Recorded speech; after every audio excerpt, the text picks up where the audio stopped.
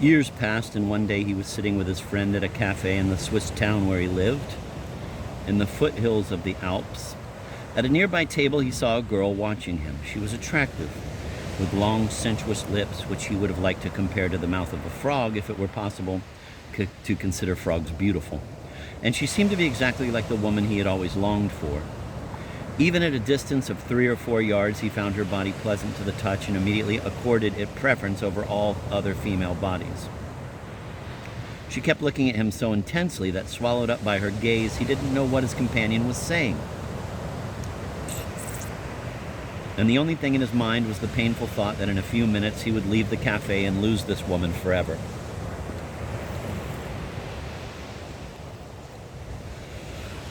But he didn't lose her, because at the moment he paid for the 2 coffees, she also got up and followed the 2 men to the building across the street, where an art auction was about to take place. As they crossed the street, she found herself so close to Rubens that it was impossible for him not to address her.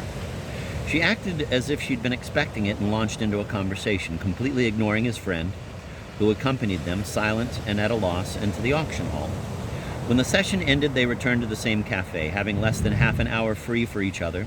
They hurried to tell each other all there was to say. After a while, however, it became evident that they didn't have all that much to say, and the half hour lasted longer than he had anticipated. The girl was an Australian student. She was 1/4 Aboriginal, which was not apparent, though she talked about it readily. She studied the semiotics of painting with a Zurich professor, and for a time she had made a living in Australia dancing topless in a nightclub. All of this was interesting, yet at the same time it sounded quite strange to Rubens. Why did she dance topless in Australia? Why was she studying semiotics in Switzerland? And what was semiotics anyway? And instead of awakening his curiosity, he was exhausted by the thought that he'd have to master all that information. He was therefore relieved when the half hour was over. At that point, his initial enthusiasm returned, for he had not ceased liking her, and he arranged a date with her for the next day. That day, everything went wrong. He woke up with a headache, the postman delivered 2 unpleasant letters, and during a phone conversation with a government office, an impatient female voice refused to understand what he wanted. When the student appeared at the door, his gloomy outlook was confirmed. Why was she dressed completely differently from yesterday? She wore enormous tennis shoes. Above the shoes could be seen thick socks. Above the socks, gray linen trousers that oddly diminished her figure. Above the trousers, a windbreaker. Only after he scanned the jacket could his eyes finally rest with satisfaction on her frog-like mouth, which was still as beautiful as before, provided he could mentally erase everything from the mouth down.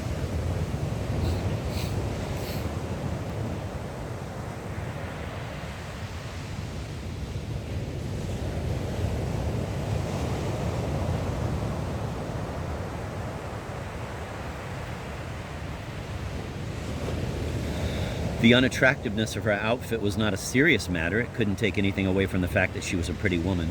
What bothered him more was that he didn't understand her. Why does a young woman coming to see a man with whom she expects to make love not dress to please him? Was she perhaps trying to indicate to him that clothes were something external and unimportant? Or did she consider her windbreaker elegant and her enormous tennis shoes seductive?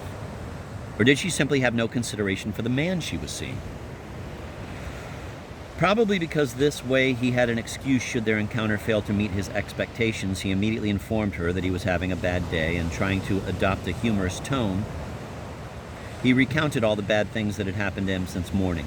She smiled with her beautiful elongated lips. Love is a remedy for all bad omens. He was intrigued by the word love, which he had lost the habit of using. He didn't know what she meant by it. Was she thinking of the physical act of making love, or the feeling of love? While he was pondering, she quickly undressed in a corner of the room and slipped into bed, leaving her linen trousers on the chair, and under the chair the huge tennis shoes with the thick socks,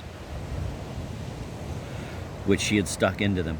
Tennis shoes that paused for a while in Rubens's apartment on their long pilgrimage through Australian universities and European cities.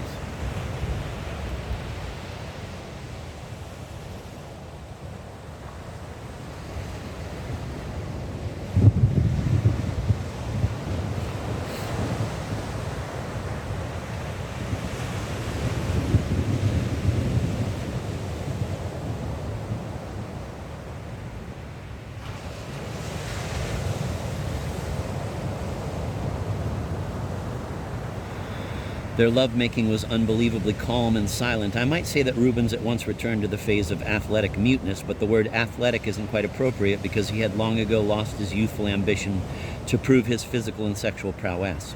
The activity to which they were devoting themselves seemed to have more of a symbolic character than an athletic one. However, Rubens didn't have the slightest idea what the motions they were performing were supposed to symbolize. Tenderness, love, health, joy of life, vice, friendship, faith in God, a plea for long life. The girl was studying the semiotics of painting. Shouldn't she rather tell him something about the semiotics of physical love? He was performing vacuous motions, and he realized for the first time that he didn't have any idea why he was doing it. When they paused in their lovemaking, it occurred to Rubens that her semiotics professor undoubtedly also took a 10-minute pause in the middle of his 2-hour seminar. The girl said, still in the same calm, even voice, a sentence in which the incomprehensible word love once again appeared. Rubens had a fantasy. Beautiful female specimens arrive on Earth from the depths of the universe. Their bodies look like those of terrestrial women, but they are quite perfect because on the planet they come from, disease is unknown and their bodies are free from any malfunction or blemish. However, terrestrial men who meet them know nothing of their extraterrestrial past and thus cannot understand them at all. They can never predict the women's reactions to their words and actions. They can never know what feelings are concealed behind their beautiful faces. It would be impossible to make love with such unknown women, Rubens thought. Then he corrected himself.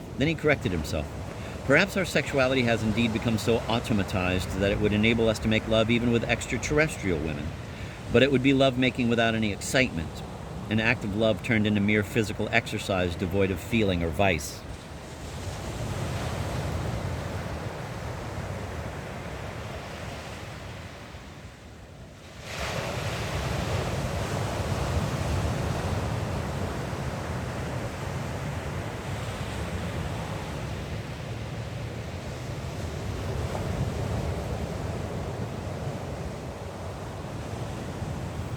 The intermission was over. The second half of the amorous seminar was about to begin at any moment, and he was eager to say something outrageous that would break her composure.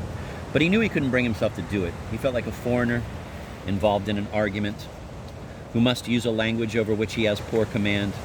He can't even shout an insult, for his opponent would ask him innocently, "What did you mean by that, sir? I did not understand you." And so he uttered nothing outrageous and made love to her once again in silent composure.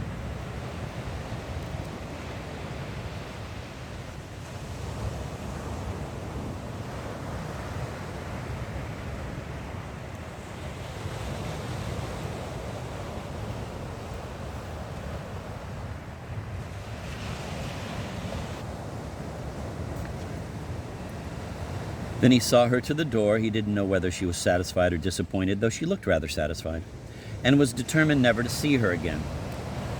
He knew that this would hurt her because she would interpret his sudden loss of interest, surely she remembered how bewitched he'd been by her only yesterday, as a defeat all the more painful since it was incomprehensible. He knew that he was to blame if her tennis shoes would now walk through the world with a step more melancholy than before. He said goodbye to her, and as she disappeared around the corner of the street, he was seized by a strong, tormenting nostalgia for the women of his past. It was as brutal and unexpected as a disease that breaks out in 1 second without warning.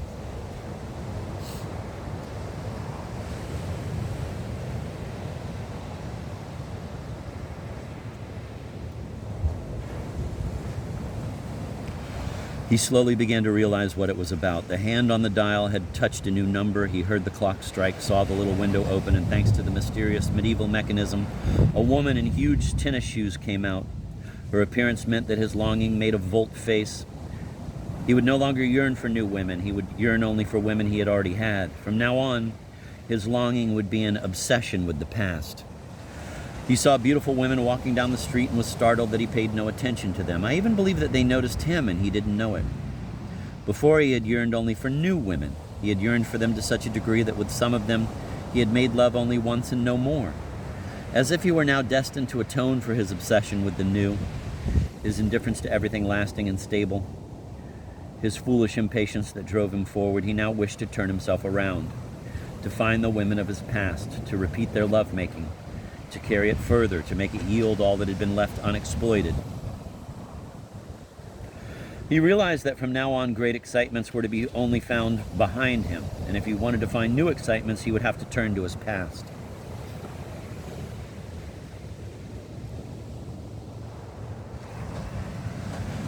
When he was very young, he was shy and wanted to make love in the dark, yet he kept his eyes wide open in the dark so that thanks to the weak rays that penetrated the drawn curtains, he could see at least a little. Then he not only got used to the light, but demanded it. When he found that his partner had her eyes shut, he urged her to open them. And then one day he found to his surprise that he was making love in the light, but with his eyes shut. He was making love while remembering.